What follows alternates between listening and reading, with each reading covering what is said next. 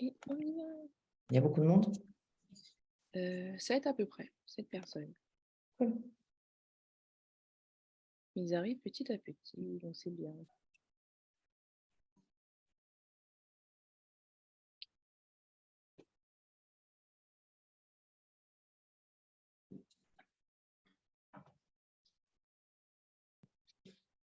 Bonjour, bonjour. Bonjour à Bienvenue tous. Bon, à toutes et à tous. Je suis content. Il y a un tous, il y a un monsieur. Deux.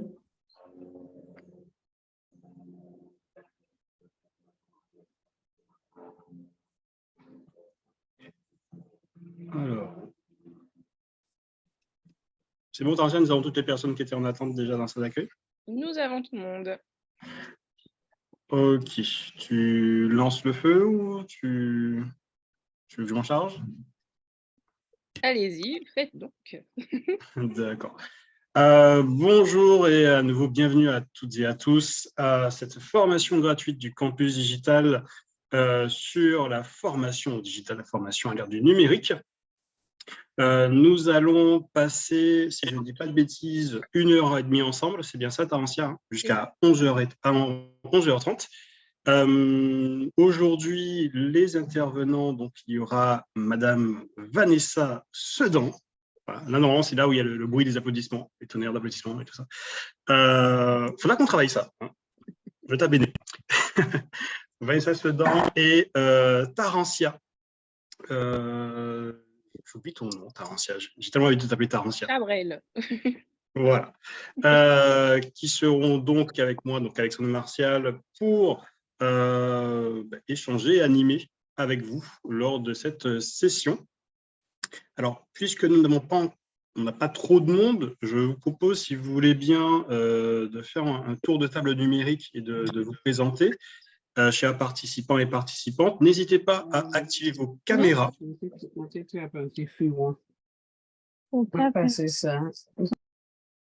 N'hésitez pas à activer les caméras si vous le pouvez. Ça sera plus confort pour tout le monde. C'est toujours plus intéressant de pouvoir se voir quand on échange.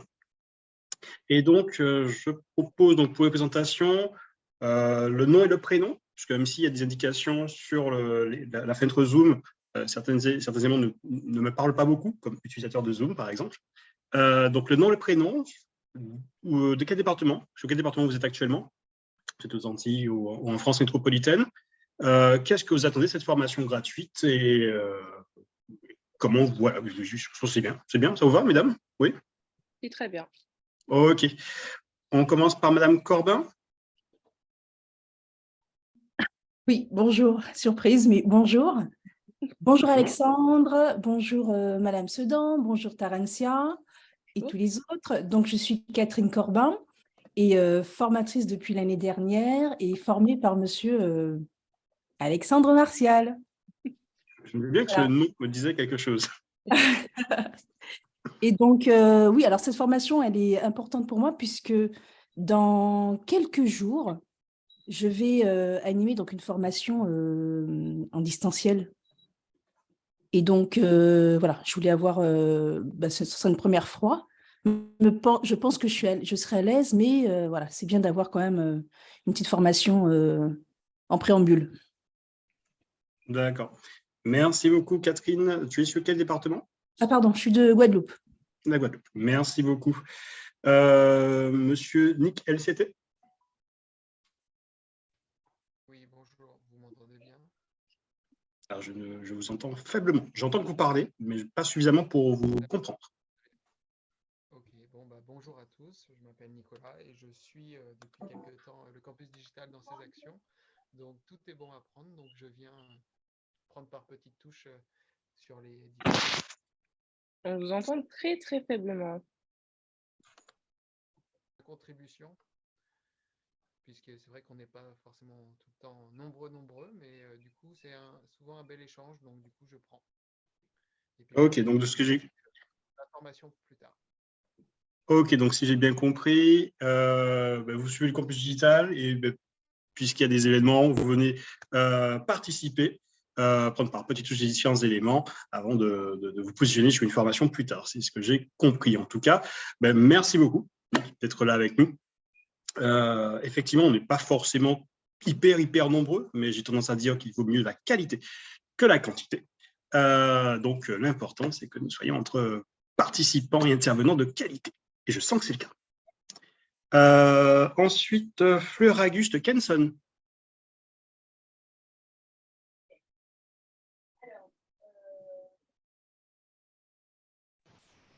Bonjour à tous. Bonjour. Bonjour. Je m'appelle Fleur-Auguste Kenson, je viens de Haïti. D'accord. Cette formation est très importante pour moi parce que j'intéresse à faire la reconversion professionnelle. Je suis très intéressé par le numérique. Je commence par créer une entreprise sur la technologie numérique. Je pense que cette formation me donnera ce qu'il faut pour enseigner, soit en distanciel ou bien pour enseigner sur la technologie numérique. Merci. Merci beaucoup, Monsieur Kenson. Alors, 1h30, ça va peut-être être un peu court pour voir tout ce qu'il faut avoir pour pouvoir former avec le numérique ou de manière générale. Mais j'ai bon espoir que vous puissiez en ressortir avec quelques éléments pédagogiques et d'ingénierie qui seront intéressants pour vous. Madame Grutus, ou Grutu, je ne sais pas comment ça se dit, vous me corrigerez. Bonjour. Donc, du coup, c'est Grutus, c'est bien ça. Et je suis étudiante en information communication. J'ai reçu l'invitation de Mathieu Party. Du coup, je suis venue un peu par curiosité. Et bon, vu que le numérique, ou plus largement le digital, prend une place de plus en plus importante, donc, bon, toute formation est bonne à prendre et voilà, c'est un peu par curiosité. Je te D'accord. connais. Excusez-moi, Oui, je vous interromps. Je te oui, connais. On a fait notre licence ensemble. Voilà. exactement, Tarantia. Ah ben dis donc, que le monde est Ouais. petit. Exact. Ok. Ah. Mais c'est souvent en étant curieux, Mme Brutus, qu'on apprend des choses. Donc, merci à vous et votre curiosité de vous avoir amené jusqu'ici. Et vous êtes sur la Guadeloupe, c'est ça? Non, la Martinique. La Martinique, d'accord. Nick, peut-être que je ne suis pas revenu sur la question. Est-ce que c'est Martinique ou Guadeloupe ou ailleurs? Guadeloupe. Guadeloupe pour Nick? Ok, Oui. d'accord. Merci beaucoup. Ensuite, alors je suppose que c'est Mme Lolo, French West Indies. Oui, bonjour. Bonjour, bonjour. Alors, moi, je suis en formation dans le numérique pour être médiateur numérique. J'ai commencé en mars, je finis en juin et je m'intéresse beaucoup aussi au digital. J'ai reçu l'invitation de Mathieu, puisque j'ai déjà participé à des webinaires avec lui et j'ai déjà vu pas mal de choses en digital, mais je n'ai pas encore de formation, quoi. Je suis en cours de formation et j'aimerais avancer mais plus dans ce domaine. Parce que je n'ai pas encore trouvé ma voie professionnelle. Tout Alors, simplement. il y a eu quelques soucis de connexion réseau à la fin, mais j'ai pu comprendre que donc, il s'agissait surtout pour vous, en complément de ce que vous faites donc, sur la formation sur la médiation numérique, comme vous n'avez pas encore forcément défini, fixé votre orientation professionnelle par la suite, que vous souhaitez avoir le maximum de billes possible pour pouvoir faire votre choix de manière aiguë par la suite. Ok, j'ai bien compris. Merci beaucoup. Vous êtes sur la Martinique, la Guadeloupe, votre département? C'est ça.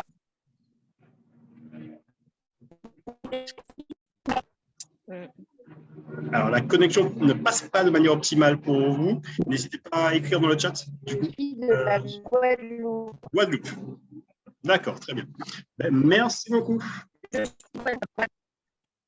à toi. Madame Roux. Oui, bonjour. bonjour. Je suis Barbara Roux. En fait, je viens de terminer une expérience professionnelle de 16 ans et demi.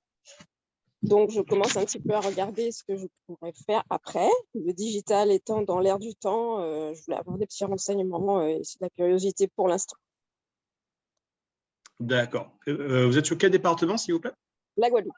La Guadeloupe. Merci beaucoup, Mme Roux. Merci beaucoup, Barbara. Et nous allons passer à Patricia Dupuis.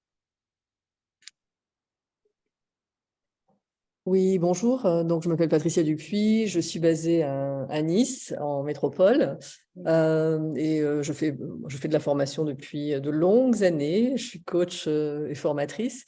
Et je forme beaucoup au digital. Donc, je suis toujours très intéressée de voir s'il y a de nouveaux outils, de nouvelles méthodes, notamment pour tout ce qui est participation.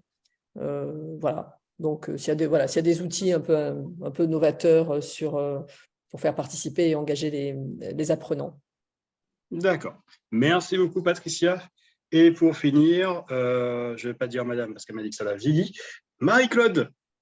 Marie-Claude Cinceau. Si elle m'entend. Une fois? Alors, deux fois? Voilà. Oui. Tu m'entends? Oui, oui. Oui, alors, donc Marie-Claude Cinceau, je viens de terminer une formation. En fait. Je suis titulaire maintenant du titre de responsable d'espace de médiation numérique. Je suis passionnée par tout ce qui est numérique en général et j'ai déjà été formatrice.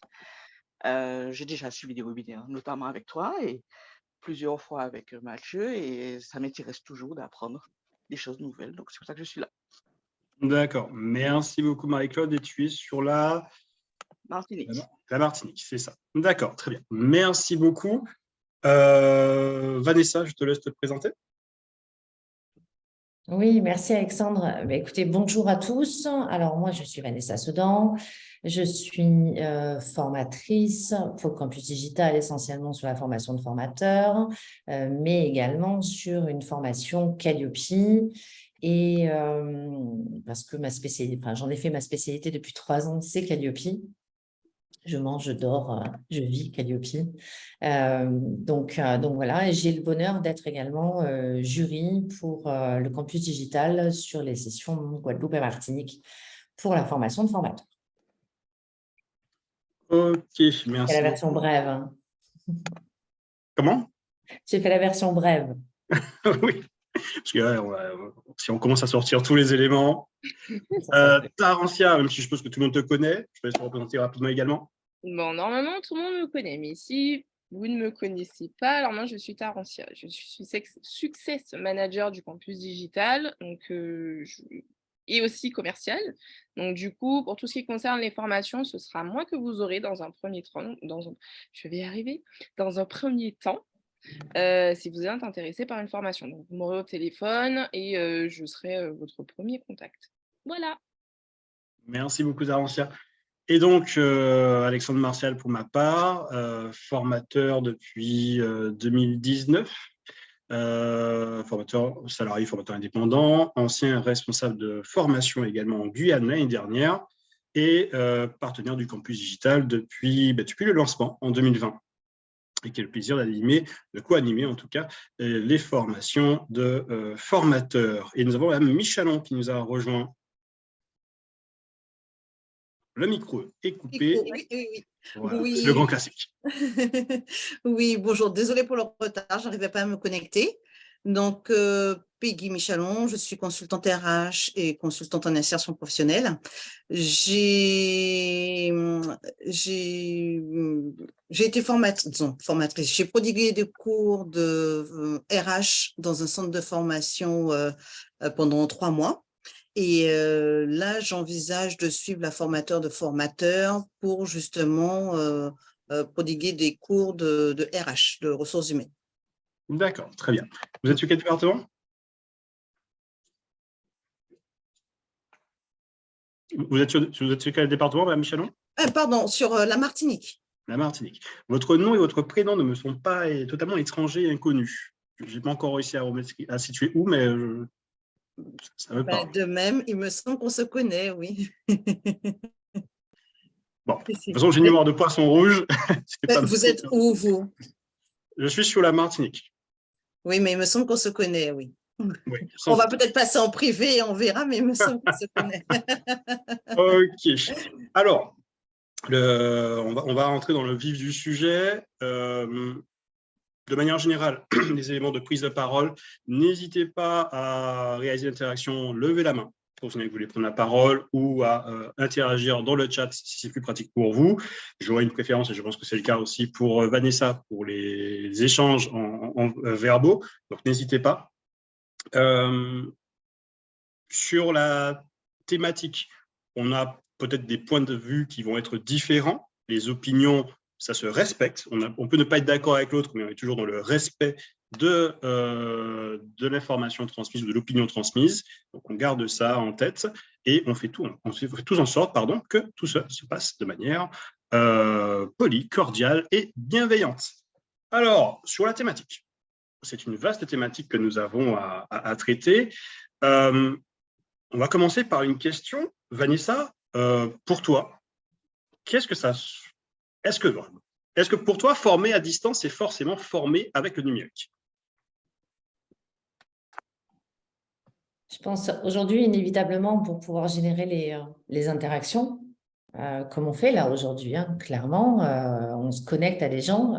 Pour ma part, je suis en Bretagne, je suis très loin des Antilles et pour autant, j'ai la possibilité d'échanger avec vous, d'être connecté extrêmement facilement.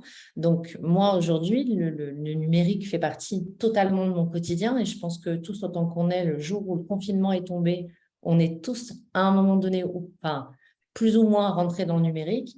Et donc voilà, moi, aujourd'hui, former sans une connexion Internet et sans digital, ça va être extrêmement compliqué. Et comment toi, tu t'y es prise, comment tu t'es adaptée, comment tu t'es lancée dans le bain du numérique en formation? Moi, j'ai commencé, je pense, un petit peu comme tout le monde. Zoom est arrivé par là, mais avant ça, on avait Skype qui marchait très bien et qui marche toujours très bien d'ailleurs.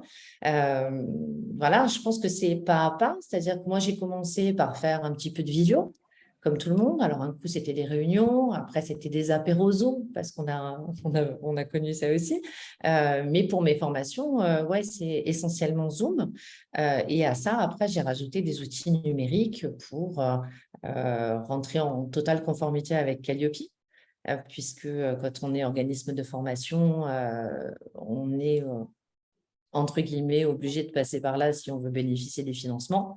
Donc j'ai intégré le numérique pas à pas. Ça a été d'abord l'émargement, et puis après, ça a été des capsules vidéo. Voilà, et ça a grandi. Aujourd'hui, j'anime autant en présentiel qu'en distanciel, mais systématiquement, il y a un outil numérique qui vient se mettre là, au moins pour l'émargement. Ok. Et une question pour le groupe. Si je vous dis formation en présentiel, je pense que ça vous parle. Formation à distanciel, ok. Mais est-ce que ça parle à quelqu'un de la formation dite en blended learning? Je le marque juste ici dans le chat.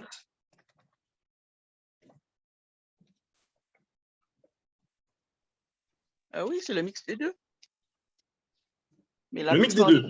Oui. Souvent, enfin, moi, je sais que ma formation, c'était ça, hein, ma dernière formation qui a duré 14 mois. On avait à la fois du présentiel et du distanciel. Donc, c'était mixé. Et de toute façon, je crois que maintenant, la CTM demande à ce qu'il y ait une partie en distanciel pour les formations. Donc, souvent, c'est du blending learning. Voilà, donc effectivement, on a donc les 3 modalités de formation. Donc, la formation en présentiel où, et j'insiste beaucoup dessus, l'élément de critère précis, c'est que le formateur est dans le même espace géographique, dans le même environnement géographique que les stagiaires.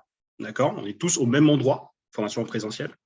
Formation à distance, le formateur n'est pas dans le même environnement géographique, dans le même espace que les stagiaires, mais ça n'exclut pas qu'eux le soient. C'est-à-dire que si demain, Vanessa anime une formation pour le campus digital et que tous les stagiaires du campus digital sont dans la même salle, et qu'elle est en Bretagne, ils sont en Martinique, en Guadeloupe et elle est en Bretagne, ça reste une formation à distance. D'accord? Et nous avons le mix de deux, blended.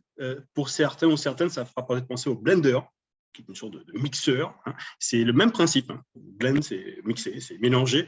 Donc, le blended learning, c'est à partir du moment où on va avoir au moins une partie de la formation qui est à réaliser à distance. Ça peut être 10% de la formation, ça peut être 1 heure de formation sur 150, ça peut être 120 heures sur 150, peu importe le ratio. À partir du moment où vous avez de la formation en présentiel, donc avec le formateur, avec les apprenants, dans le même espace physique, et le formateur qui à certains moments n'est pas dans le même espace, à ce moment-là, on est sur une formation en blended learning. D'accord? Est-ce que c'est bon pour tout le monde sur cette notion-là? Et pour revenir sur la précision de Marie-Claude, donc elle disait que la CTM, donc la région Martinique, en tant que financeur, ne finance pas de formation qui ne soit pas en blended learning. Et ça, c'est aussi une réalité. Il faut savoir qu'il y a 3-4 ans, le ratio des formations en France, au niveau national, c'était 70% de formations, grosso modo, entièrement en présentiel, et 30% qui intégraient au moins certaines séquences à distance, donc en distanciel, donc au moins 30% en blended learning concrètement, ce qui est aujourd'hui un objectif qui doit être totalement renversé. L'objectif du ministère du Travail dans la formation professionnelle, c'est qu'il y ait 70% de formations qui soient en blended learning, donc qui comprennent des modules à distance, et 30% uniquement en présentiel. Alors, Yannick également qui me dit en Guadeloupe aussi, je suis une formation dans le cadre du plan d'investissement des compétences de la région, c'est présentiel à 100%. Alors voilà. Mais ça, c'est des choses qui ne vont pas tarder à changer. C'est très, très rare que les financeurs, dans les gros financeurs, donc tout ce qui est Pôle emploi, région, Europe, opérateurs de compétences, financent encore des formations à 100% présentiel, surtout pour les formations longues. Les formations courtes, c'est une réalité un peu différente, mais sur les formations longues, c'est de plus en plus rare. Et il y a eu une question, je crois, je suis sûr que c'est Barbara, peut-être que je n'ai plus le nom de qui l'a positionné, la question des outils en formation, parce que c'est vrai que quand on pense formation numérique, on pense tout de suite outils, mais Vanessa, une formation, ça tient surtout à sa conception au départ. Clairement, ça tient à ses objectifs pédagogiques. Et du coup, comment on positionne le numérique, ou comment les outils numériques peuvent impacter les objectifs pédagogiques ou peuvent être partie prenante de ces objectifs?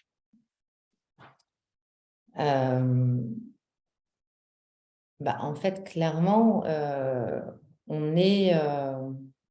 on est garant en tant que formateur de l'atteinte de ces objectifs pédagogiques. Donc, on peut rajouter des outils numériques pour pouvoir améliorer l'apprentissage, pour pouvoir améliorer l'apport de connaissances. N'empêche qu'il faut que toutes les parties utilisent correctement les outils numériques pour pouvoir avancer tous dans le même bateau. Exactement. Et quels sont si on devait, pour toi, mettre en place des grandes parties, des gros blocs qui seraient l'utilisation qu'on pouvait faire du numérique en formation, donc on va forcément penser à l'animation. Tu parlais aussi de l'émargement. Est-ce que dans l'évaluation aussi, c'est quelque chose qui peut être utilisé, qui peut être décliné en numérique? Totalement. On peut faire tout ce qui est évaluation diagnostique, clairement, ce qu'on fait au départ de la formation pour s'assurer pour vérifier le niveau de nos apprenants, pour voir comment on va positionner correctement aussi toutes nos séquences. L'évaluation diagnostique, on peut la faire directement en numérique. On peut faire tout ce qui est évaluation, ce qu'on appelle les évaluations formatives. Donc, en cours de formation, on peut faire des checks, des petits QCM, on peut faire pas mal d'animations aussi, hein, j'ai envie de dire, de gamification. Alors, je veux pas utiliser forcément des mots trop complexes, mais concrètement, mettre des jeux dans nos formations grâce au numérique. Et puis après, tout ce qui est évaluation de satisfaction, puisqu'il est hyper important d'avoir un retour de nos apprenants, de nos clients, de toutes les parties prenantes en termes de satisfaction de nos formations. Et ça, on peut totalement le digitaliser. Et alors, je ne sais pas si tu partages mon point de vue, moi je distingue on va dire, 4 grandes parties. Quand on conçoit une formation, c'est toute la partie information, comment je vais informer les apprenants de la formation, mais également pendant la formation, tout ce qu'on appelle créer une communauté apprenante, créer une communauté d'échange. Toute la partie transmettre et animer, le face-à-face, en présentiel ou à distance, l'évaluation et l'accompagnement. Est-ce que tu me rejoins sur ces 4 blocs? Oui, complètement. Oui. Est-ce que pour tout le monde, ces 4 blocs-là sont clairs? Informer les apprenants pendant la formation, créer des communautés d'échange, animer, évaluer et accompagner. Est-ce qu'on peut tous partir dessus? Est-ce que c'est clair pour tout le monde ou pas? Oui, c'est bon. Oui? Oui, c'est clair. D'accord. Alors, puisque c'est clair pour tout le monde, est-ce que quelqu'un peut m'expliquer ce que c'est pour lui accompagner en formation?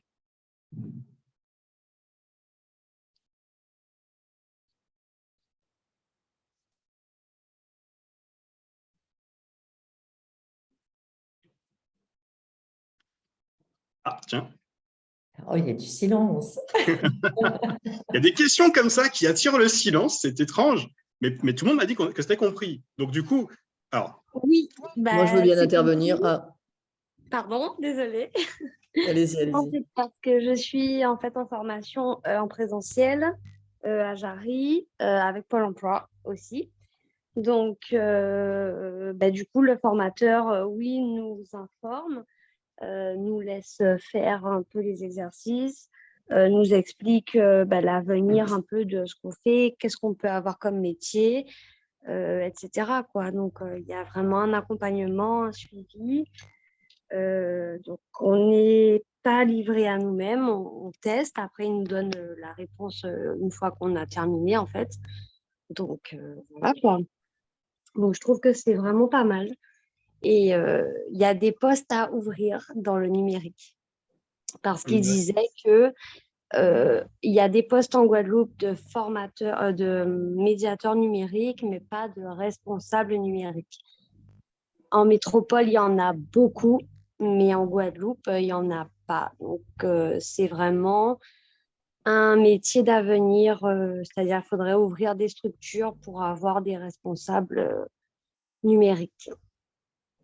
D'accord. Alors, ça, c'est très intéressant. Parce que dans ta réponse, tu donnes des éléments d'exemple de comment tu vis l'accompagnement. Mais est-ce que quelqu'un, donc Patricia, éventuellement, peut nous proposer une définition de ce que serait l'accompagnement? Non, une définition, je ne suis pas capable à cette heure-là de la journée. Mais non, pour moi, l'accompagnement, c'est vraiment qu'il y ait 3 temps. C'est le avant, le pendant et le après. Je pense qu'il y a un engagement. En fait, moi, toute ma problématique, c'est comment j'engage les participants. Voilà, comment je fais en sorte qu'ils soient engagés. Parfois, je peux faire 2 jours de formation en distanciel. Donc, il faut vraiment qu'ils soient engagés. Donc, je travaille toujours sur un avant. Le pendant, j'essaie de le faire le plus participatif possible. Des salons Zoom, des salons Teams, des exercices. Et puis, moi, je me suis beaucoup formée aussi, un peu, enfin, j'essaye de me former au digital tant bien que mal. Et j'ai beaucoup aimé quand on me donne des ressources aussi et que je suis obligée de travailler moi-même. Donc, j'aime bien aussi produire des choses, par exemple des diaporamas animés. On donne les ressources et après, lors d'une classe virtuelle, par exemple, on refait le point, le formateur débriefe un petit peu sur le travail qu'on a fait. Donc voilà, c'est pas une définition, mais ce sont des actions que je trouve importantes. J'ai cru entendre une définition quand même au départ. L'accompagnement, c'est quelque chose qui se fait en 3 temps, avant, pendant, après, et qui répondrait à la question de comment j'engage, comment je garde les apprenants engagés. Ça me semble ressembler à une définition. Vanessa, tu en penses quoi? Moi, je pense que la définition est bonne, hein. L'engagement, effectivement, des stagiaires est hyper important, mais comment dire, s'assurer qu'il n'y ait aucun décrochage, c'est primordial. Et donc, l'accompagnement, effectivement, le avant, pendant, après, ça permet de rester connecté, en tout cas, à ces apprenants, et que les apprenants restent connectés aux formateurs. Il y a Ok, une donc, chose aussi, si oui. je peux me permettre, pardon Alexandre, si je peux me permettre, c'est qu'on est dans une ère où il y a beaucoup de zapping en fait. C'est-à-dire que je pense que les gens peuvent se lasser très vite. Si on ne varie pas, on ne multiplie pas les outils et les démarches apprenantes, c'est assez compliqué, quoi. Donc, moi, j'utilise tout, quoi, enfin, tout ce que je connais, du moins, hein, les quiz, les podcasts dans le suivi, les caouts que j'adore et qui marchent toujours. Voilà, ça fait 5 ans qu'on les utilise et ça fonctionne toujours. Donc, j'essaie d'utiliser le maximum d'outils et ça, en distanciel comme en présentiel, ça marche assez bien. Mais je pense que ce que les gens préfèrent quand même, enfin, je ne veux pas généraliser, mais je vois là dans des formations assez récentes que j'ai faites, c'est quand même le fait de pouvoir échanger entre eux aussi. C'est-à-dire de pouvoir co-construire en groupe pendant les formations. Je trouve que c'est assez positif. Voilà ce que je voulais dire. Je me tais. Merci Merci, beaucoup Patricia. de cette participation, de cet échange. Donc, effectivement, donc on est d'accord, évidemment, sur les éléments, les 4 points indiqués, informer, transmettre, animer, évaluer, accompagner. Et on va voir finalement que plus que de penser la formation d'emblée, que ce soit du distanciel, du présentiel, du blended learning, les enjeux sont les mêmes. Que vous ayez un groupe en présentiel ou totalement à distance, comment vous les faites échanger entre eux? Parce que ça ne va pas de soi. Oui, l'être humain est un animal social. Certaines personnes ont tendance à être plus facilement sociable avec d'autres, mais votre Jean-Bernard qui est dans son coin, s'il reste dans son coin et qu'il n'est pas intégré au groupe, ça va être compliqué. Même chose pour l'animation, comme l'a très bien indiqué Patricia. Alors, c'est un phénomène qui est renforcé par notre société de consommation d'images, mais cognitivement, dans son fonctionnement du cerveau, l'être humain, il a besoin de nouveautés. Pas trop d'un coup, on n'aime pas trop être bousculé, on passe dans la zone d'inconfort, mais on a régulièrement besoin d'avoir quelque chose de nouveau. Vous allez regarder un film ou une série, la première fois, vous allez vous trouver ça très bien. Si on vous ressort exactement la même chose, vous allez vous dire, je commence à m'ennuyer. Si on vous sort quelque chose de totalement différent, vous risquez de dire, non, c'est pas ce que moi je suis venu voir. Et donc, il va falloir qu'on vous apporte des choses, des changements par petites touches. Comme ça, et dans la formation, c'est la même chose. Et encore une fois, qu'on soit en présentiel ou à distanciel, l'enjeu par rapport au numérique va être le même. L'évaluation également, parce que si je n'évalue que d'une seule manière, au bout d'un moment, je passe déjà à côté sûrement de tout ce que je veux pouvoir évaluer, parce qu'un QCM ne permet pas d'évaluer la même chose qu'une simulation, par exemple.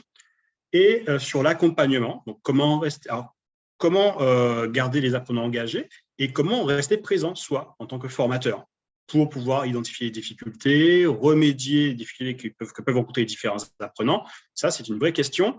Et il faut à la fois voir, à mon sens, ces outils numériques, ou le numérique de manière générale, comme outils pouvant être utilisés autant en présentiel, en blended qu'à distance, et la formation numérique, qui va quand même répondre à différents enjeux et pour laquelle la question va être la même. C'est j'ai un contexte, j'ai un cadre, quels sont les outils que je vais utiliser pour favoriser tel ou tel élément.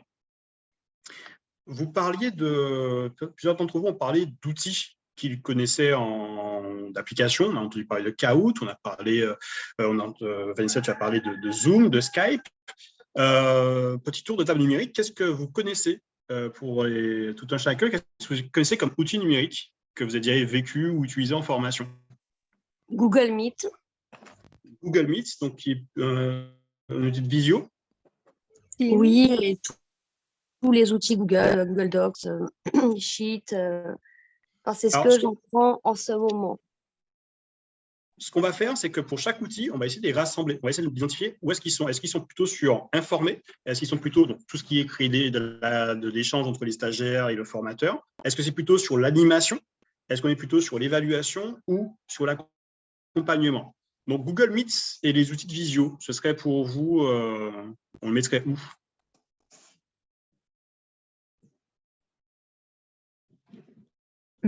Transmettre, animer peut-être? D'accord. Il n'y a pas de mauvaise réponse. Hein. Ce sont des outils. Donc, en vrai, les bons outils, on le sait toujours bien les utiliser, même dans des contextes différents. Donc, du coup, pour outil de visio, qu'est-ce que tu connais, Mélissa, comme outil de visio, toi, en particulier? Google Meet, Teams, Zoom, et après, je ne vois pas trop. C'est ceux-là que je connais le plus. D'accord. On serait plutôt donc sur transmission, animation.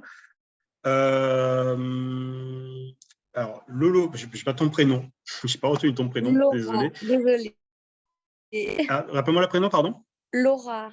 Laura. Donc, Laura, tu parlais de Google Doc. Donc, je suppose qu'on va mettre Google Doc, Google Sheets. J'oublie la version PowerPoint Slide. de Google. Oui, Slide, voilà. Merci beaucoup. exactement. Ces éléments-là, tu les mets dans quoi plutôt? Le fait d'échanger, tout ce qui est transmission, animation, tout ce qui est évaluation ou accompagnement? Pour moi, c'est du travail collaboratif, en fait. D'accord, donc tout ce qui est production. En formation, voilà, production. Parce que vu que je suis en formation, on est en présentiel.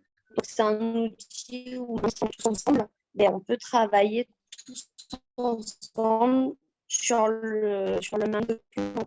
PowerPoint, Sheet, c'est vraiment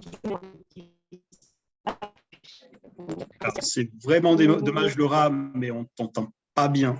Il y a un problème sur le réseau, je pense. Du coup, n'hésite pas à directement intervenir sur le chat. Oui, alors, voilà, mais je ne sais pas ce qui se passe, mais effectivement, au départ, ça passe bien. Alors, peut-être quand tu vas intervenir, peut-être juste sans la caméra, peut-être. On va essayer la prochaine fois. Ok, d'accord. Je t'ai bien entendu sur le côté, donc, tout ce qui est production et notamment collaboratif, à échanger tous en même temps sur le même document. OK. Qu'est-ce que vous connaissez d'autre? Alors là, il y en a, on a plein sur le chat qui sont sortis. Klaxoon, Patricia nous parle de Klaxoon. Pour toi, Klaxoon, du coup, tu le mettrais dans quoi? Dans la partie informer, créer des échanges, transmettre, animer, évaluer, accompagner? Transmettre, animer et échanger également. OK. Alors, si certains ne connaissent pas tous les outils qui sont nommés, je pense que c'est le cas, n'hésitez pas à le signaler. Comme ça, on fait un point dessus rapidement. Donc, Klaxoon, OK. Ah bah tiens, Barbara, je ne connais pas Visualiseur. C'est un outil de visio?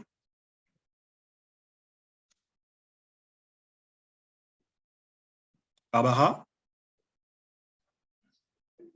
Une fois, deux fois. Bon. Hop là. Jamy, Henri nous parle de Jamy. Bonjour, monsieur Nourel. Bonjour, vous m'entendez? Oui, je vous entends très bien. Ah, ok, bonjour. Oui, Jamy, c'est un outil de visio. Donc, ok. Voilà. D'accord. Donc, voilà. Okay, et Jitsi aussi. Ok, Jamy, Jitsi, donc outil de visio. Ouais. Ah oui, d'accord, non, Barbara, elle répondait, c'est pas notre visio qu'elle donnait, elle disait voilà, Teamstone pour visualiser et échanger. Voilà. Ok. Peggy, tu nous parlais de Padlet. Padlet, tu le vois comment comme outil en formation? Mais en fait, pour moi, ce serait les trois: informer, animer et accompagner. Puisqu'en fait, sur Padlet et Digipad, c'est à peu près la même chose. Aussi bien nous, formateurs, on peut transmettre des documents aux apprenants et inversement aussi. En fait, c'est un système collaboratif où on va dire que c'est un peu la pédagogie active où les apprenants sont vraiment acteurs de leur formation, où ils se communiquent entre eux les informations à travers Padlet et Digipad. Et il y a aussi Trello, aussi, j'avais oublié de le marquer, il y a Trello aussi, Trello, qui est à peu près sur le même système que Padlet et Digipad. D'accord. Ok, merci pour ces précisions. Henri Nourel, Etherpad, est-ce qu'on est sur un outil un peu la Padlet, la Digipad? Je pense que oui, je connais pas Padlet et Digipad, mais Etherpad, c'est un outil de prise de notes collaboratif. Donc, vous avez une page et tout le monde note dessus, écrite sur en même temps. D'accord. Donc, on est plus sur un outil de traitement de texte, je crois, effectivement. Oui. De ce que je vois en même temps pendant ma recherche Internet. Ouais.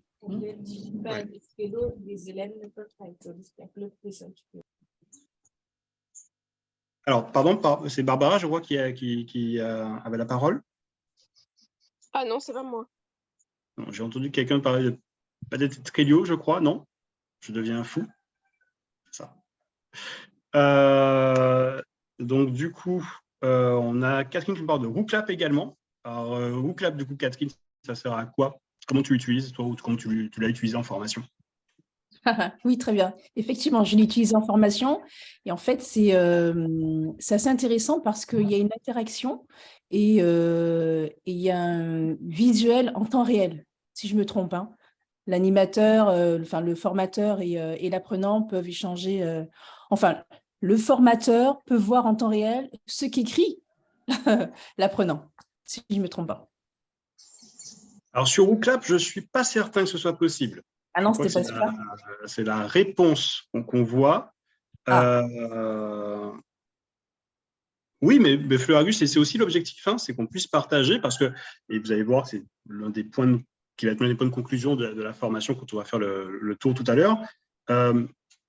Vous avez énormément, enfin, nous avons énormément d'outils à disposition et des outils qui ne sont pas nécessairement pensés à la base pour de la formation.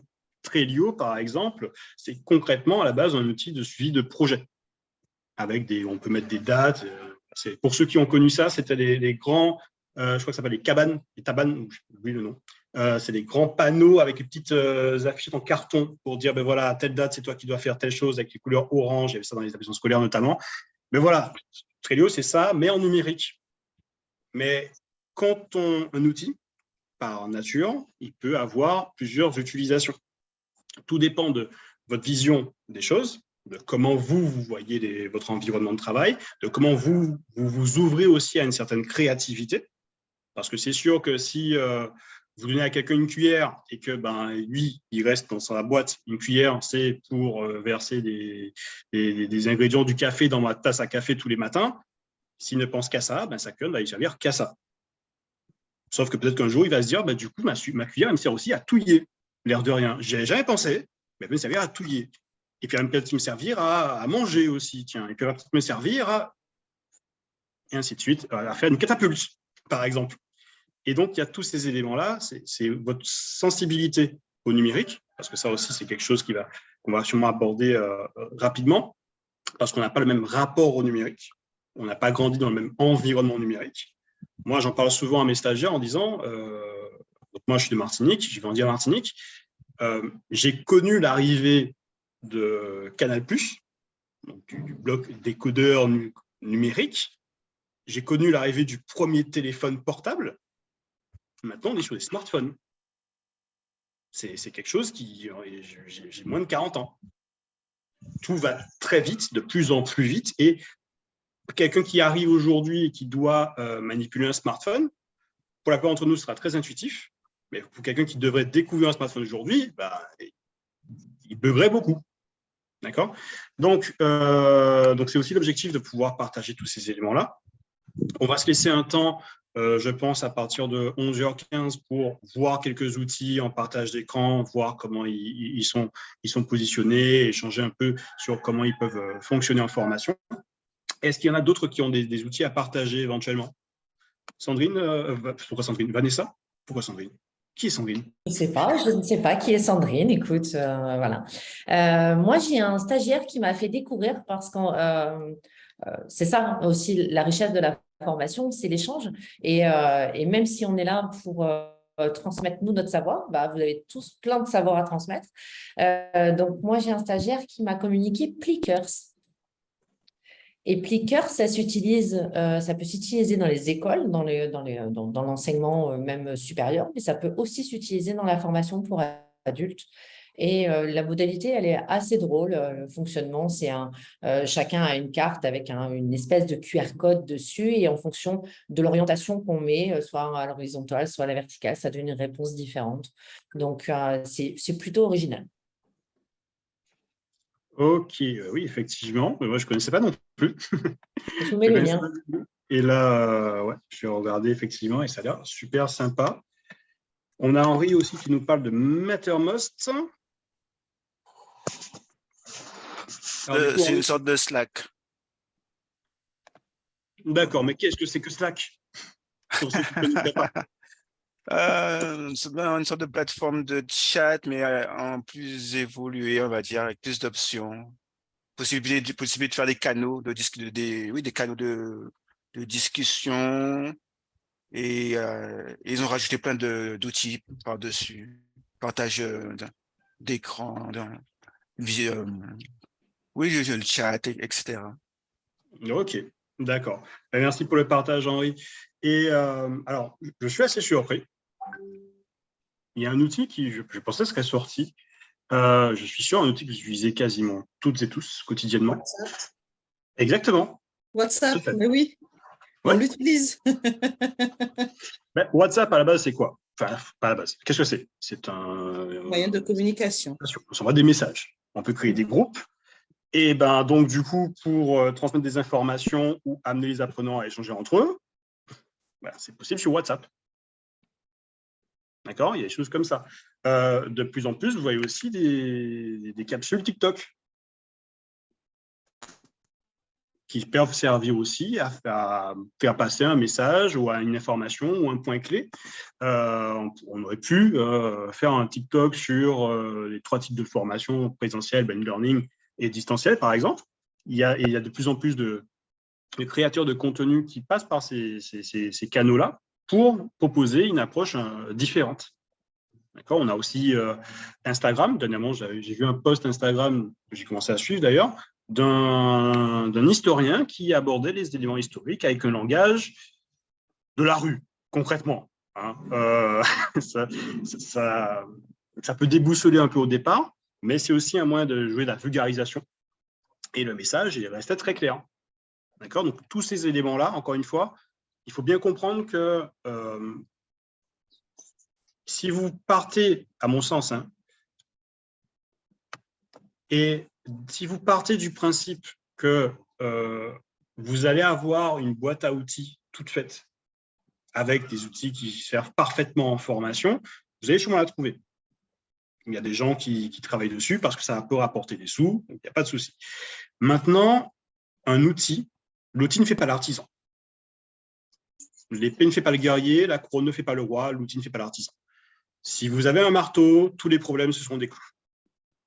Si vous ne variez pas votre approche, si vous ne faites pas ce qu'on appelle de la veille informationnelle, si vous ne vous renseignez pas sur ce qu'il faut aujourd'hui en tant que formateur et comment les outils peuvent vous permettre d'atteindre ces éléments-là, ben vous passez à côté de très grandes opportunités. Et Vanessa, tu en parlais, et je suis sûr que dans le cadre de la certification Calliope, l'intégration des outils numériques doit être très, très essentielle, non? C'est primordial. C'est-à-dire qu'en tant que formateur, on a des veilles, j'ai envie de dire, obligatoires, même si on peut le faire de façon totalement naturelle. Mais Calliope, il y a quand même 3 indicateurs. Il y a un indicateur sur la veille légale et réglementaire. On doit être au fait de ce qui sort en termes de réglementation qui concerne la formation, les prises en charge, ce genre de choses. On a un indicateur où on doit faire de la veille sur notre posture de formateur et les outils qui sont à disposition aujourd'hui pour former et sur le sujet qu'on dispense. Et on a un dernier indicateur qui concerne une veille des outils, enfin de la numérisation en tout cas et de la digitalisation de la formation. Donc ça, ce sont 3 indicateurs. Il y en a 32 sur Calliope. La veille prend quand même 3 indicateurs, donc c'est juste énorme. Et il est important pour Calliope, de prouver qu'on fait cette veille-là. Et ce n'est pas juste dire je scroll LinkedIn ou Google Info et c'est bon, j'ai tout au carré. Non, il faut apporter ces éléments de preuve-là et il faut aussi prouver qu'on a exploité cette veille-là. Et là, c'est un autre sujet. Et c'est un sujet que je crois qu'on aborde dans la formation sur la création d'organismes de formation et Calliope, c'est bien ça, pour la formation du campus digital? Exactement. On l'aborde, alors Calliope, on le pose un petit peu partout, hein, parce qu'inévitablement, ça fait partie de la vie de formateur. Donc, on va en parler pendant la formation de formateur, certes. On a également une formation Calliope qui est mise en place aujourd'hui au sein du campus digital. Et on a quelque chose de génial qui arrive au mois de juillet. Je vous donne l'info parce qu'elle n'est même pas sortie encore officiellement. Mais la deuxième semaine de juillet, je me déplace en Guadeloupe et je vais faire du blended, c'est-à-dire qu'on va avoir une partie de cette formation en digital et on va parler pratico-pratique de Calliope, mais surtout on va faire 3 jours. Calliope, où l'intégralité des participants, à la sortie de cette formation, auront compris tous les indicateurs de Calliope, l'utilité de Calliope et surtout, ils repartiront avec leur base documentaire, c'est-à-dire ce qu'on nous demande de présenter lors des audits de certification. Donc, ils seront opérationnels totalement pour leur certification Calliope. Ok. Tarencia, tu peux nous rappeler quelques infos administratives sur la formation de création d'organismes de formation? Oui, alors, pour du coup s'inscrire à cette formation, donc elle va commencer le 26 juin. La première session commence le 26 juin. Pour vous inscrire, je vous mets le lien juste ici, donc pour pouvoir prendre rendez-vous. Le rendez-vous, donc il va vous servir en fait ce rendez-vous à établir, il va me servir plutôt à faire un petit diagnostic, on va dire ça comme ça, de votre projet. Comme ça, on pourra voir en fonction de votre projet si c'est une formation qui peut parfaitement vous convenir. Et aussi au niveau du financement. Donc, vous avez plusieurs financements, le CPF, le Pôle emploi, la région, enfin voilà. Vous en avez beaucoup. Donc, justement, c'est pour ça que ce rendez-vous, il va être très important pour qu'on puisse vous accompagner au mieux et que vous puissiez suivre votre formation, surtout la faire, sans avoir, ou du moins, essayer de faire en sorte que vous dépensiez le moins possible de votre poche. Voilà. Ok, donc effectivement, alors pourquoi merci beaucoup mesdames, pourquoi je me suis permis de faire cette précision-là et de d'apporter ces éclaircissements-là, c'est parce que, comme vous l'aurez compris, pour les participants et participantes, cette réflexion autour des outils numériques, cette réflexion autour du numérique de manière générale, elle doit faire partie de votre réflexion professionnelle, surtout en tant que formateur. Et je rappelle que, parce que souvent on me dit oui, mais organisme de formation, c'est un centre de formation. Je suis formateur indépendant. J'ai ma boîte, Lex-Formation. J'ai donc un organisme de formation. Je dois publier un bilan pédagogique et financier chaque année. Je dois m'assurer du développement de mon activité. Je ne suis pas un formateur salarié indépendant. Je ne suis pas attaché à un centre de formation. Je dois développer mon activité. Et c'est une vraie réflexion à avoir. S'il y en a parmi vous qui se disent « Oui, mais moi, mon objectif, c'est de devenir formateur, éventuellement, ou formateur salarié », les places valent très cher.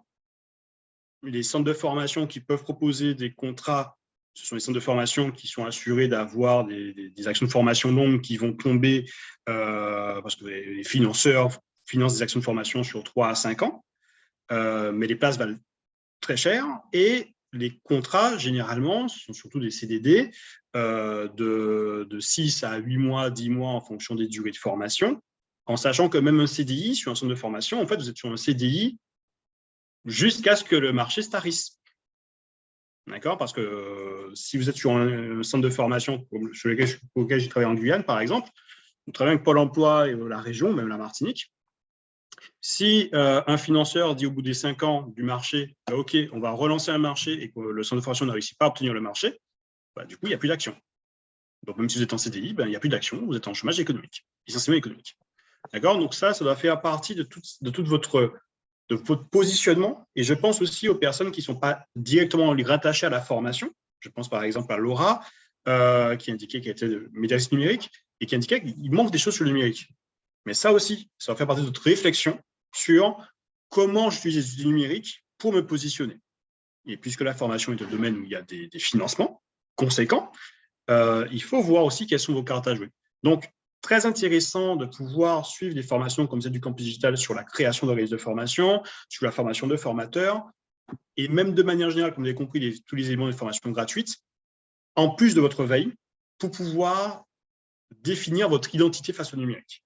Qu'est-ce qu'il va vous falloir, qu'est-ce qui vous botte, comment vous allez utiliser tous ces outils et comment vous allez vous appréhender, vous positionner par rapport à tout ça, parce que si vous êtes dans le bain, ça risque d'être un peu compliqué, parce que vous avez vu, avec toute la liste que vous avez transmise, elle donne déjà le tournis. On a une dizaine d'outils qui sont déjà sortis. D'accord? Donc, il faut pouvoir se dire en amont, OK, qu'est-ce que je vais utiliser, comment, pourquoi. Ceci étant dit, est-ce que ça… Alors, il y a des messages, je regarde rapidement sur le chat. Donc là, on est sur la précision. Donc, pour la formation, Taransia, c'est quelle formation pour la précision que tu as apportée? Création d'organismes de formation, Calliope, option Calliope. Okay. Voilà. Alors, je donne une précision parce qu'il y a une petite faute de frappe. C'est 24 heures en distanciel et 21 heures en présentiel. D'accord. Ah oui, c'est pas la même chose. Non, c'est pas pareil. Je me disais que 26 heures, ça faisait court.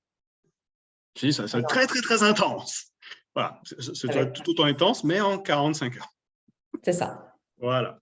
OK. Et donc, du coup, est-ce que cela vous intéresserait qu'on essaye ensemble quelques outils numériques, qu'on voit ensemble certains outils numériques? Oui. Oui, oui, OK. Ouais, Oui, bien sûr. Oui, bien sûr, oui, d'accord.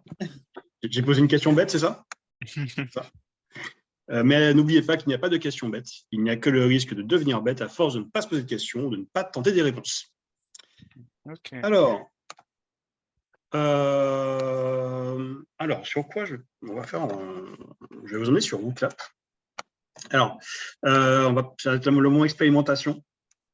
Je vais vous demander d'aller, alors je vais partager mon écran, vous allez sur votre téléphone ou sur votre ordinateur, vous allez aller sur votre navigateur. Hop là, je vais vous partager l'écran. L'animateur a désactivé le partage d'écran, je suis puni. Le temps que… Voilà, merci beaucoup. Hop là.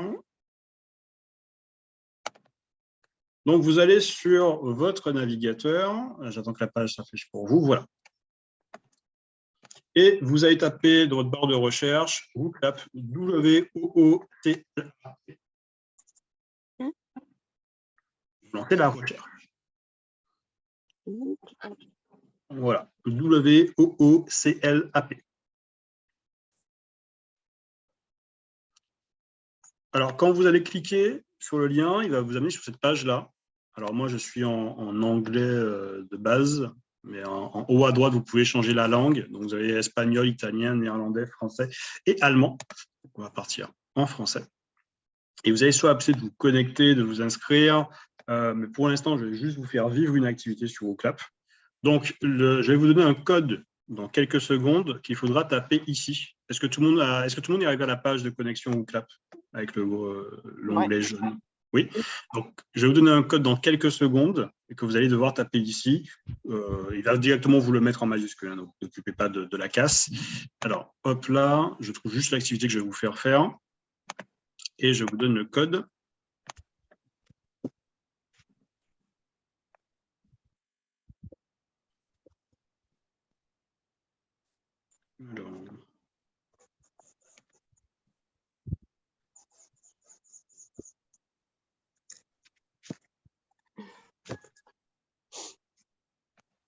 Alors, juste 2 secondes, parce qu'il a dit évidemment de me poser quelques soucis pour identifier. Voilà. Alors, dans ce que vous allez mettre comme code les lettres suivantes. A, E, C, D.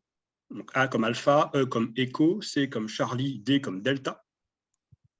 Et ensuite, en un seul mot, hein, toujours collé, ETI, comme encadrant, technique, insertion. ETI. Est-ce qu'éventuellement, tu peux le mettre dans le chat, Alexandre? Bien sûr, tout à fait.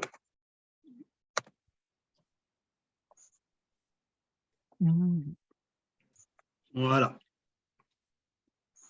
Et une fois que vous l'avez noté, vous allez faire Go et il va vous dire quelque chose comme lever la tête. Il n'y a pas de question pour l'instant.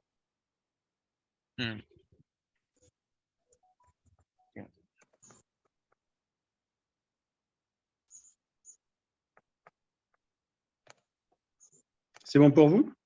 Oui, oui, c'est bon. Est-ce que tout le monde y est? Oui. Ok. Alors, je lance l'activité. Hop là. Voilà. Vous avez 30 secondes. Vous cliquez directement, vous appuyez, vous touchez, vous cliquez sur l'endroit de la photo où vous pensez que se trouve l'ETI, l'encadrement technique d'insertion. Alors, c'est pas grave si vous ne savez pas ce que c'est. Hein. C'est juste pour qu'on teste ensemble l'activité.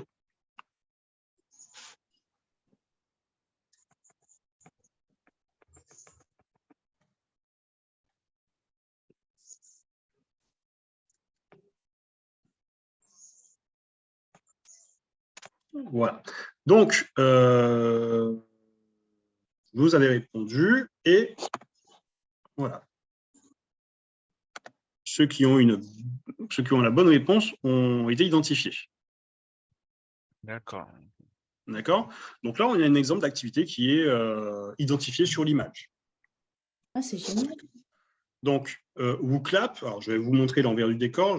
Revenez avec moi en partage d'écran. Je vais vous montrer comment ça se présente exactement. Alors.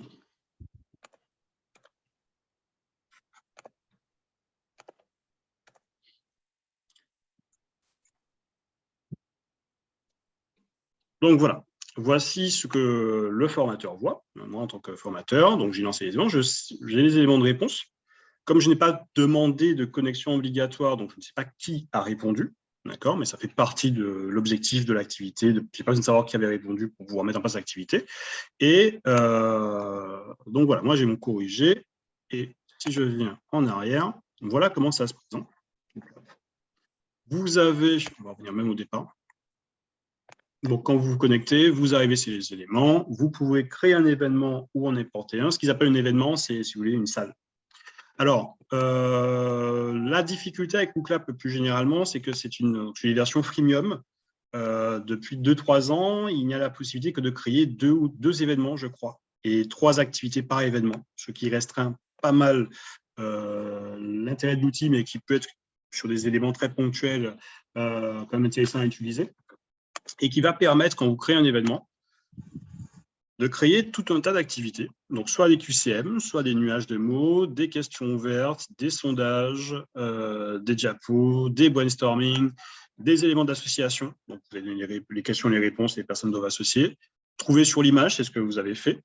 Des textes à trous, légender une image. Donc, c'est-à-dire que, contrairement à ce que vous avez fait, là, l'apprenant va avoir l'image et il va devoir, pour chaque élément, vous allez pointer, mettre la réponse attendue. Un tableau blanc, un système d'échelle, un système de classement. Trouver un nombre, aussi la priorisation. Ça, c'est quelque chose que je trouve qui est assez intéressant, sur tout ce qui est expression, hiérarchisation, des choses comme ça. La priorisation, donc je vais vous montrer. On va poser une question. Je ne sais pas qu'est-ce qu'on pourrait poser comme question.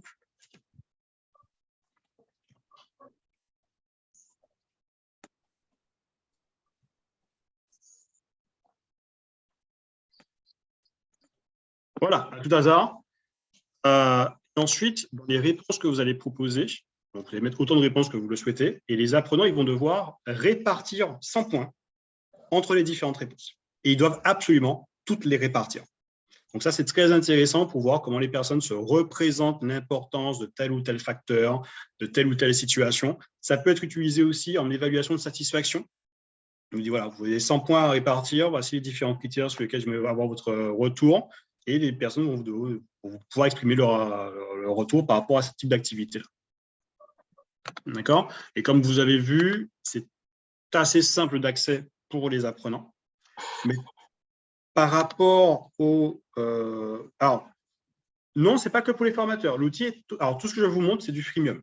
Alors, pour les non-initiés au langage technique, langage sur ce type de logiciel, vous avez le freemium, c'est le logiciel qui est gratuit avec certaines, comment dirais-je, certaines, pas capacités, mais certaines options qui sont bloquées. Fonctionnalités limitées, oui. Voilà, fonctionnalités, merci beaucoup Vanessa, donc qui seront limitées. Donc, sur la version freemium, donc moi, quand je suis arrivé sur WooClap, il y a 4 ans, c'était une version freemium qui n'avait pas de limitation, concrètement. Donc, et jusqu'à maintenant, ils n'ont pas enlevé les limitations, tant mieux. Mais si vous vous connectez maintenant, vous pouvez vous connecter, créer votre compte. Il vous suffit d'une adresse mail et vous avez accès à l'outil WooClap. Vous pourrez seulement créer 2 événements et dans les 2 événements, 2 ou 3 activités. Donc, vous allez pouvoir créer un événement, vous allez pouvoir mettre un QCM, un légendé sur l'image et une question ouverte, ou 3 QCM, par exemple. En sachant que vous pouvez supprimer un événement pour le remplacer par un autre. Donc, avec un peu de gymnastique, c'est un outil qui peut être facilement réutilisé, mais je vais vous en montrer un autre qui n'a pas cette limitation-là, que j'ai découvert il n'y a pas très longtemps. Je retrouve le nom. Voilà.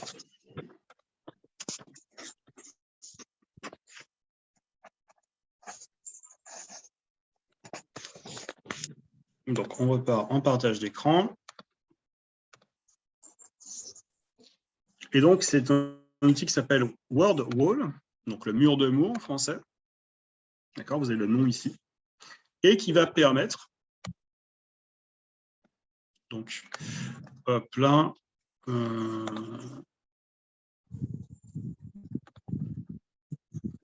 alors si j'ai déjà mon...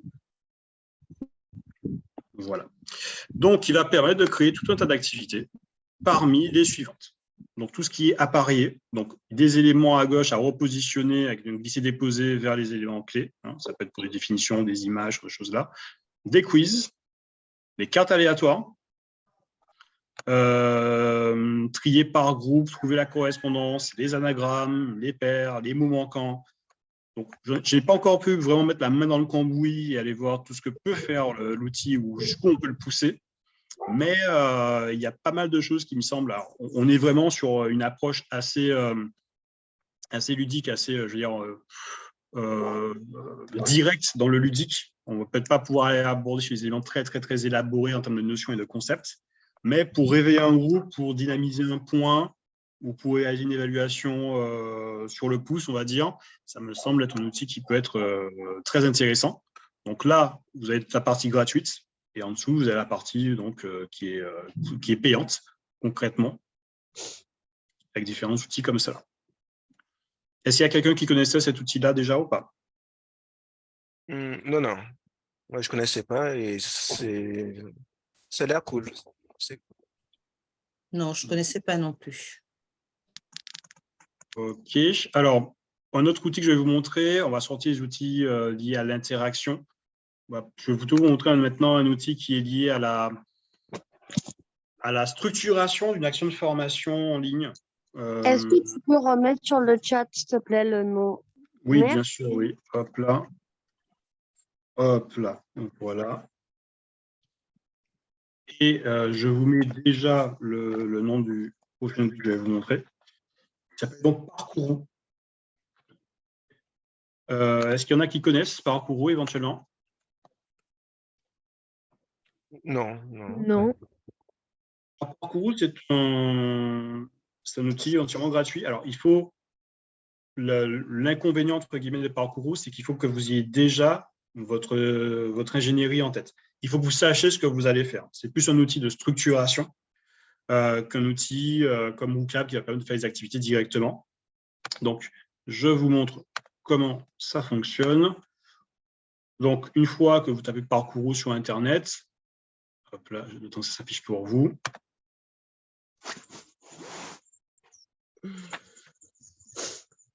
Voilà.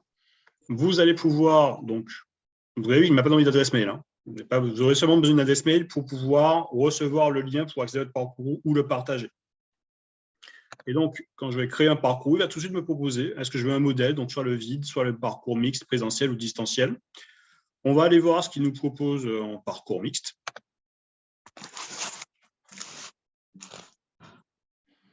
Et en fait, il va directement nous proposer, ça va être, si vous voulez, une page qui présente la formation avec les différentes informations sur celle-ci. Donc là, dans ce qu'il propose, il y a une formation présentielle de 7 heures et il vous donne même les éléments de construction des parties. Donc, l'objectif de cette journée de formation est de vous rendre capable de, ici, rédiger l'objectif terminal de votre journée de formation, avec le déroulé, le matériel, les informations générales.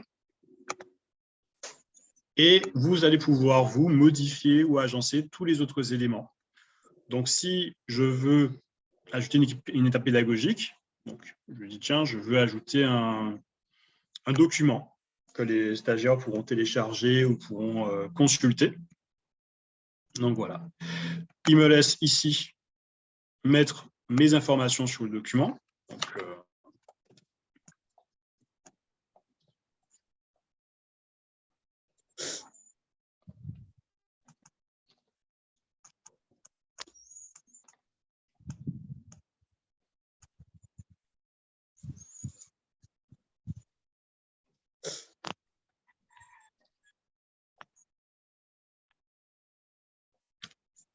et là, je vais pouvoir directement aller chercher un document.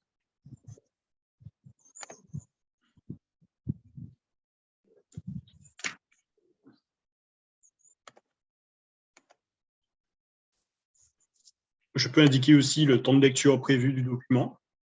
Voilà, en minutes, du coup. En fait, Alexandre, Parcourou, c'est un peu ton déroulé pédagogique que tu fais avec, c'est ton support de déroulé pédagogique. Alors, pour faire tes séquences, vraiment pour préparer, pour planifier ta journée de formation. Alors, je ne vais pas m'en servir, moi, pour le faire. Ça peut être une utilité. Après, c'est surtout pour nous, par exemple, sur le campus digital, on passe par Classroom. Donc, on n'a pas cette difficulté-là. Mais quand tu fais une formation, même en présentiel, pour que les stagiaires puissent retrouver tous les éléments de la formation, toute la documentation, les différents supports, qu'ils sachent quel est le programme, qu'est-ce qui a déjà été fait, s'ils ont été absents, est-ce qu'ils peuvent reprendre les documents. Là, ça va être, je le vois plutôt comme ça, dans ma manière d'utiliser, en tout cas. Je le vois comme ça. Après, j'ai été, c'est intéressant encore avec les outils, hein, parce que j'ai été interviewé par Parcourou parce que je m'y connais pas mal. Et dans les questions qu'ils m'ont posées, ils me demandaient comment j'utilisais Parcourou en présentiel. Et je leur disais, c'est une très bonne question car je n'utilise pas en présentiel. J'utilise à distance. Ils m'ont dit, mais du coup, je n'avais pas conçu l'outil comme ça. Mais on a eu un très bel échange sur comment les choses peuvent être utilisées différemment. Et c'est des outils comme ça, vous allez en avoir un peu comme sur Classroom, comme sur Teams, la version, on va dire, complète de Teams. Vous pouvez prendre Teams que pour la partie visio, et vous allez avoir Teams, vous allez avoir tout votre déroulé, vous allez avoir un mur d'informations un peu comme Facebook, vous allez pouvoir acheter des documents, créer des différentes parties. Donc là, Parcourou, on est sur le même élément. Et je vais vous montrer à quoi ça ressemble un Parcourou déjà finalisé. Hop là.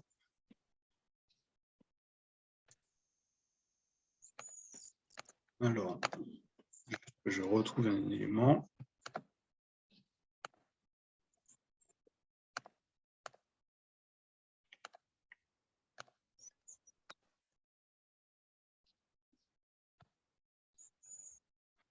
Voilà. Hop là.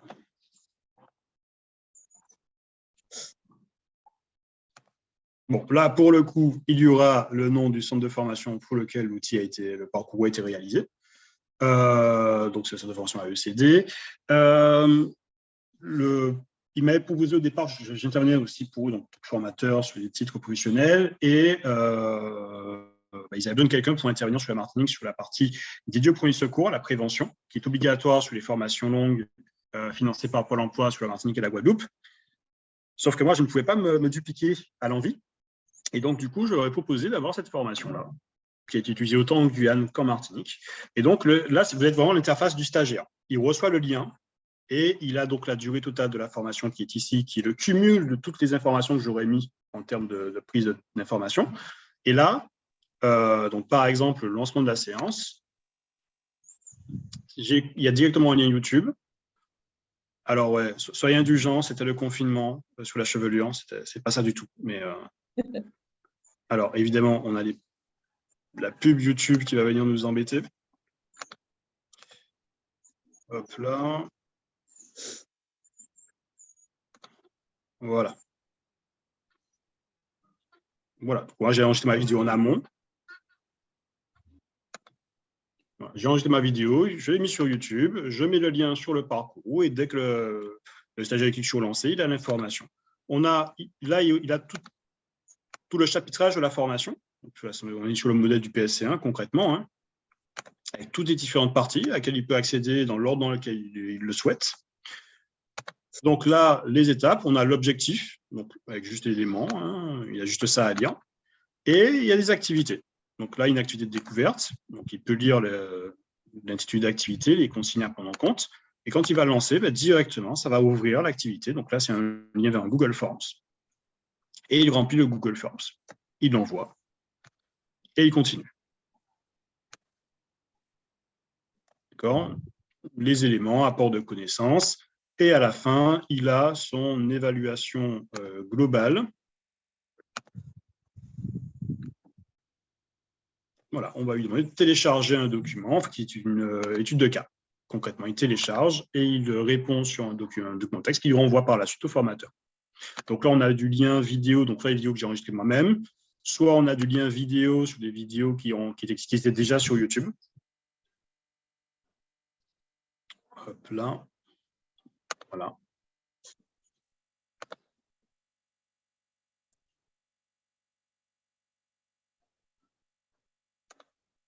Hop là. Donc voilà une utilisation qu'on peut avoir de Parcourou. Ça peut être très intéressant, comme je disais, donc pour avoir un repère aussi pour les stagiaires, pour savoir. Mais il faut d'abord savoir comment vous allez organiser votre formation. Là, c'est clair. Sinon, ça va se retrouver en fouillis. Ce sera un peu moins confort.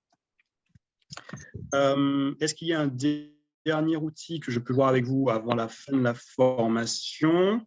Je regarde ça rapidement.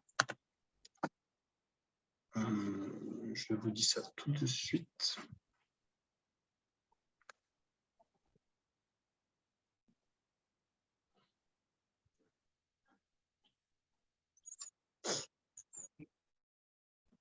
Non, là, j'en ai pas forcément qui viennent en tête, mais sachez en tout cas que la seule limite que vous avez, c'est votre curiosité. C'est ce qu'on appelle la veille. La veille technique et informationnelle, Vanessa en a parlé encore une fois, c'est quelque chose qui est important d'intégrer dans votre posture de formateur ou même de professionnel de manière générale, et qui va vous permettre de vous poser la question. Qu'est-ce que je veux faire? Vous trouvez un outil qui permet de faire des quiz, cherchez-en 3 autres. Ça ne vous coûtera pas grand-chose et ça vous permettra de voir différentes situations. Rappelez-vous que comme vous, comme moi, comme Vanessa, comme Tarencia, on a tous notre rapport au numérique. Je me souviens d'une activité que j'ai donnée à des stagiaires où ils devaient faire une carte mentale, une carte heuristique. Ils m'ont dit, Alexandre, donne-nous les outils. Et je leur dis non, ça fait partie de votre activité. Vous devez chercher un outil de carte mentale pour pouvoir faire la carte mentale demandée. Formation de formateur. Ben, finalement, ils ont trouvé un outil qui est l'outil que j'ai adopté par la suite. Et quand moi, je leur ai montré mon outil, ils m'ont dit, ah ben Alexandre, ton truc là, heureusement que tu ne l'as pas donné. Parce que franchement, ça ne nous parle pas du tout. On n'est pas du tout à l'aise avec. Et c'est aussi quelque chose qu'il faut se rappeler quand on utilise des outils numériques en formation face à un groupe de manière générale, c'est qu'il y a votre utilisation à vous, mais il y a l'utilisation de l'apprenant ou de la personne qui va l'utiliser. Si la personne n'est pas habituée à certains codes ou certains éléments, ben, elle ne va pas y arriver. Ou alors, il va falloir que vous mettiez encore plus de cœur à l'ouvrage sur l'accompagnement. Alors, pour l'outil, là, de tête, je ne sais même plus c'était lequel. Il y a Xmind, il y a Xmap, il y a MindMeister. Je ne sais plus lequel c'était exactement qui m'avait trouvé. Malheureusement, là, je n'ai pas de tête. Mais en tout cas, gardez cette curiosité. Gardez cette curiosité d'aller chercher, d'aller voir. Ne vous fixez-vous aussi des bornes parce que la veille, il y a tellement de savoir sur Internet qu'on peut passer des heures et des heures à en chercher toujours plus. Mais trouvez un moyen de faire venir l'information à vous. Par exemple, personnellement, sur LinkedIn, je like toutes les activités qui me semblent, tous les posts qui me semblent intéressants. Et ensuite, je me prends un temps le dimanche matin où je me dis, OK, pendant 2 heures, je vais aller consulter ces éléments. Qu'est-ce qui est bien, qu'est-ce qui n'est pas très intéressant. Là, World WordWall, ou WallWorld, je dis oui ou non, j'ai découvert cette semaine par rapport à LinkedIn. Et il n'y a pas un outil que j'ai découvert sans être curieux. Il y a quelque chose, et je vais laisser ensuite Vanessa et Taransia parler peut-être des outils qu'elles ont découverts ou qu'elles découvrent de cette manière-là, par ce biais-là, comment elles découvrent les outils de manière générale. Mais il y a souvent, quand on me pose une question sur quelque chose que je ne sais pas faire, qu'on va me dire, oui, Alexandre, il y a un problème sur l'ordinateur, tu peux regarder pour moi. Ben, même si je ne sais pas faire, je ne dis pas tout de suite non. Je dis à la personne, laisse-moi 10 minutes. Je vais chercher l'information. Par exemple, je suis en train de travailler sur l'ordinateur de mon père hier et en plein information dessus, il s'arrête et il me met un message, pas de disque dur détecté. Ben, je pourrais dire, oh, ok, je ne suis pas informaticien, je laisse tomber. Je suis quand même allé chercher tel type d'ordinateur, tel message d'erreur, que faire? Ok, d'accord, telle chose. Je n'ai pas trouvé de solution. Mais maintenant, je suis capable de transmettre une information sur à quoi correspond ce message d'erreur, à quoi ça correspond, quelles sont les hypothèses, qu'est-ce qu'il faut vérifier. Moi, mon seul problème, c'est que je ne peux pas ouvrir l'ordinateur. Je n'ai pas les outils pour. C'est ça mon seul problème. Et c'est comme ça qu'on devient de plus en plus cultivé aussi, de manière générale, en allant chercher l'information. Et du coup, Vanessa, toi, comment toi tu t'y prends pour découvrir de nouveaux outils numériques et pour te les approprier? À moi, clairement, je fais comme toi. Je mets des choses dans des cases. Alors, moi, j'ai un onglet spécifique dans Favoris de Google qui s'appelle « À regarder ». Et voilà, dès que j'ai du temps, dès que je tombe sur quelque chose d'intéressant, je bascule ça en favoris dans ma case à regarder. Et dès que j'ai du temps, voilà, j'épure et après, je classe. Des fois, j'en jette. Enfin, voilà. Il y a des groupes sur LinkedIn pour la veille concernant la formation. Donc, il y a des choses intéressantes. Moi, j'ai tout un écosystème sur LinkedIn de gens qui sont du monde de la formation. Je ne sais pas, sur 2500 contacts, je dois avoir au moins 1500 ou 1800 personnes du monde de la formation. Donc, l'info, elle tourne. Donc, c'est plutôt intéressant. Là, je fais ce qu'on appelle une curation.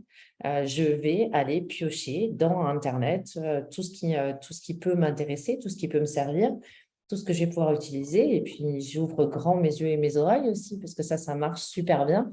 On a un gros avantage aujourd'hui en 2023, c'est que moi, je fais partie de cette génération où quand on avait besoin d'étudier à l'école, il fallait aller à la bibliothèque ou au CDI pour aller chercher le livre qui allait répondre. Aujourd'hui, on a tout à portée de main dans nos téléphones, dans nos ordinateurs, et clairement, on gagne un temps de dingue.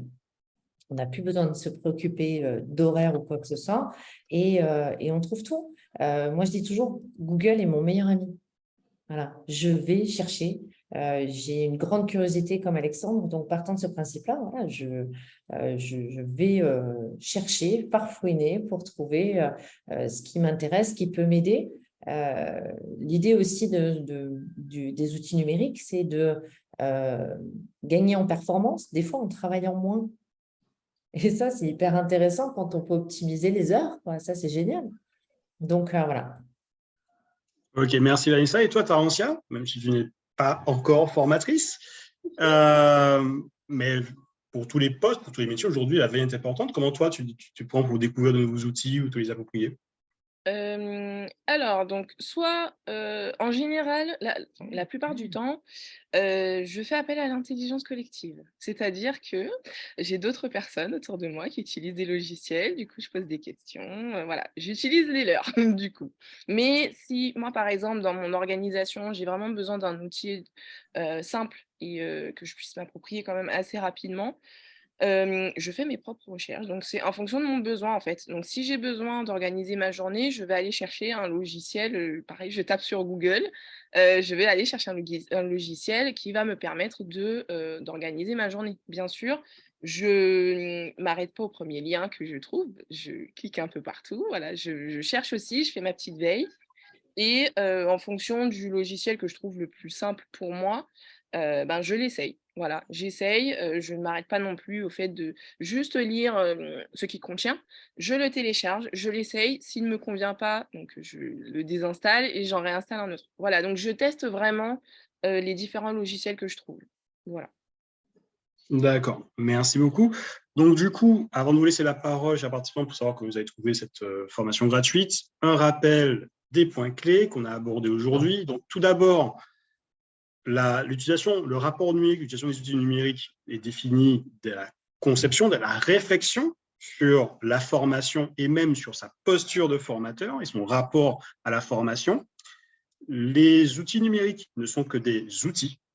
Donc, c'est à vous aussi d'avoir une conscience de comment vous les utilisez, quels sont les avantages, les inconvénients, et se rappeler que les outils numériques peuvent être utilisés aussi bien en présentiel, en blended learning qu'en distanciel, qu'il y a une variété monstre de différents outils que vous pouvez trouver en ligne, et que pour pouvoir agrandir votre boîte à outils, et plus elle est grande, plus vous pouvez gérer des situations différentes, ben, ça va passer par le réseau, comme ça a été le cas là aujourd'hui. Vous avez transmis des nouveaux outils, on a échangé sur des outils.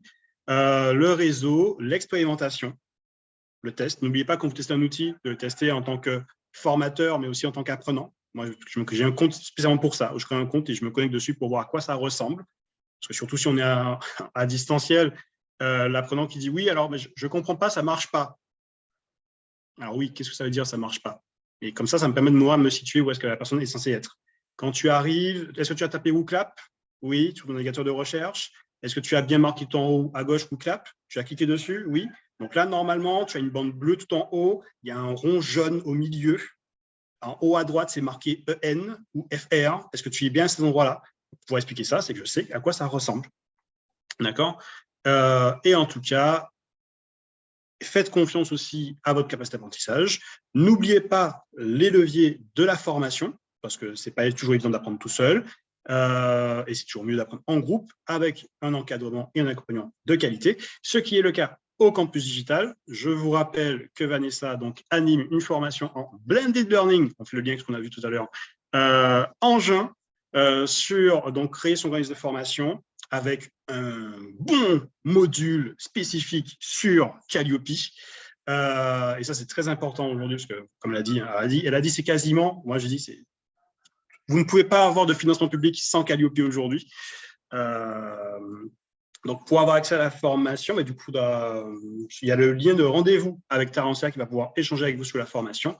Et je rappelle également qu'il y a les formations de formateurs. Celle de mai est déjà complète, donc n'hésitez pas à vous rapprocher de Tarantia aussi pour celle de juin, comme ça, et en sachant que ces formations se déroulent autant sur le créneau horaire Antilles-Guyane que sur le créneau horaire Métropole. Donc n'hésitez pas et faites comme on a fait entre nous, échangez, diffusez l'information aussi aux personnes que vous connaissez ou qui pourraient être intéressées par ce genre de webinaire ou de formation, et j'espère que nous nous reverrons bientôt sous quelque forme que ce soit.